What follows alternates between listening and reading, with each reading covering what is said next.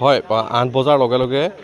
যি ভোট গণনা সেই ভোট গণনাৰ প্ৰক্ৰিয়া আৰম্ভ হ'ব আৰু মই বৰ্তমান উপস্থিত আছোঁ বিশ্বনাথৰ যি জিলা আয়ুক্তৰ কাৰ্যালয় সেই কাৰ্যালয়ৰ বাহিৰৰ পৰিৱেশ আমি ইয়াত দেখুৱাই আছোঁ আচলতে যিসকল লোক ইয়াত ভোট গণনাৰ লগত জড়িত যিসকল লোক তেখেতলোকক আচলতে এনেধৰণে তন্নকৈ পৰীক্ষা কৰা হৈছে আৰু 8 বজাৰ লগে লগে যি ভোট কেন্দ্ৰত যি ভোট গণনা সেই ভোট গণনা আৰম্ভ হ'ব এই বিশ্বনাথ জিলা আয়ুক্তৰ কাৰ্যালয়ত আৰু এই কাৰ্যালয়ত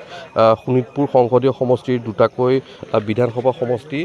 বিশ্বনাথ আৰু যি বিহালী বিধানসভা সমষ্টি সেই বিহালী বিধানসভা সমষ্টিত প্ৰায় 12খনকৈ টেবুলত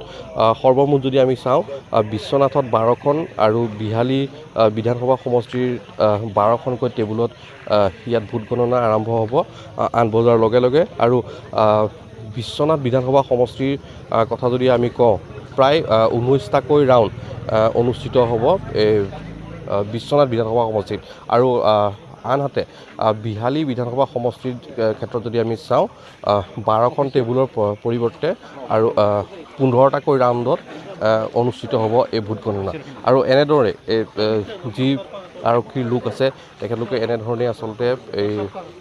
বিশ্বনাথ যি জিলা আয়ুক্তৰ বাহিৰৰ পৰিৱেশটো আমি দেখুৱাই আছোঁ এনেধৰণেই তেখেতলোকে ইয়াত যি তন্নকৈ আচলতে প্ৰতিজন লোকৰ তেখেতলোকে ভোট গণনাৰ পৰিৱৰ্তে এনেধৰণে নিৰীক্ষণ কৰি থকা হৈছে আৰু এয়া আমি দেখুৱালোঁ বিশ্বনাথ জিলা আয়ুক্তৰ কাৰ্যালয়ৰ বাহিৰৰ পৰিৱেশ।